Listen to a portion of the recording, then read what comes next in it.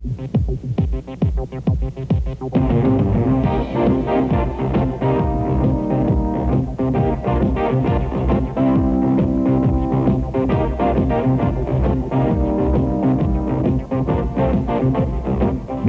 with Craig Wilson. Good evening. Another former cabinet minister is getting what some people call a plum job. Graham Taylor is heading to Hong Kong to run Saskatchewan's trade office. As Art Jones tells us, the move has upset the opposition. Saskatchewan will be... Art Jones, CBC News, Regina. There have been petitions, marches, and demonstrations. Today in Regina, the fight against the goods and services tax took on a new form. That is a two-day boycott. More from Sally Haney. Sally Haney, CBC News, Regina. Good afternoon. Mum's the word from Cameco about the latest spill of radioactive water from its mine in northern Saskatchewan. 90,000 liters of it. People in the area say the spill once again shows the need for a public inquiry into the industry. We have two reports. The first from Mark Genuist. The picture of the pipelines that are causing a lot of... Alicia Foster, CBC News, Regina. It's the kind of news 600 students at the province's 4 technical schools have been waiting to hear for months. No more walkouts by instructors, as long as mediation makes progress in the SIAST contract dispute. More from Donna Pachesnik. The union... In 1989, gasoline prices increased more than 10% on average in Canada. As of January 1st, the federal government increased the excise tax on gasoline by 1 cent a litre, bringing the total federal tax grab to about $6 for every 50-litre fill-up. While gas prices have been relatively stable during much of 1989, the recent tax hikes have infuriated the CAA. That tax was meant to build highways and to maintain highways. That's not where it's going. In fact, Valley says when gas prices are 60% higher in Canada than in the U.S., Canadians have a powerful incentive to travel to the United States, and Americans have a good reason not to travel to Canada. We're diverting people to go to the States. In other words, what we're doing, we're blacktop in Montana, Idaho, and Washington.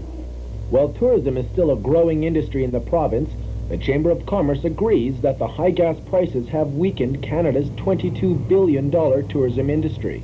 The Chamber of Commerce did realize in the summer that a number of American tourists specifically were quite angered by the price of gasoline. The CAA says Canada has overtaxed and outpriced itself as we head into the next decade. The association is calling for the removal of the excise tax by the federal government and a reduction on provincial gas taxes to bring our prices more in line with those in the United States. I mean, I've expected it always to go up, so I'm used to it. Before it wasn't too bad, but now, especially in the wintertime, the vehicles use a little more gas and you got to put more in, so it's more expensive. No. I'd like to see more people, like, with the input of the gasoline buyer, like, stand up for themselves, but until it happens, I don't know.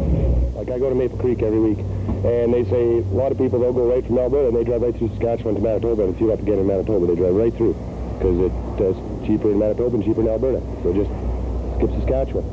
Since 1984, the federal excise tax on gasoline has been raised by a whopping 466%, and there doesn't seem to be any promise for reduction in the future. Craig Wilson, CJFB News, Swift Current.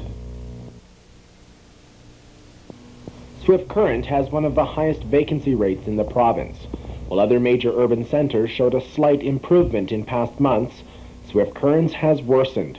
Chances are you'll see less of this. Slow employment growth and the resulting outmigration of people looking for work has further dampened rental demand.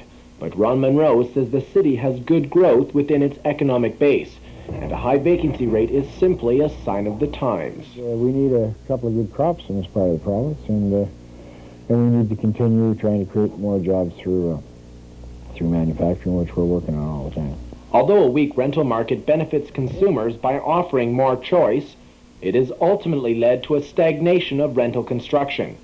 And the president of the Swift Current Real Estate Board agrees that rental markets are extremely weak and experiencing serious problems. The difficulty is that there aren't enough people out there that are wanting to rent. And till we get some of those young people coming back for jobs here, And we get some of the others who are getting jobs. Right now they're doubling up in some of the apartments because they haven't got jobs. And as soon as some of those jobs are opened up again, we're going to see a little bit fuller vacancy rate. How fast it'll take place, we really don't know. With the economic downturn, more and more commercial spaces are being left empty. Until signs like these disappear, you can expect signs like these to remain. Apartments for rent are a sign of the times. With less people working, there's less demand for rental accommodation. And until Swift Current sees a return of its younger workforce, apartment owners like these will continue to struggle to fill their buildings. Craig Wilson, CJFB News, Swift Current.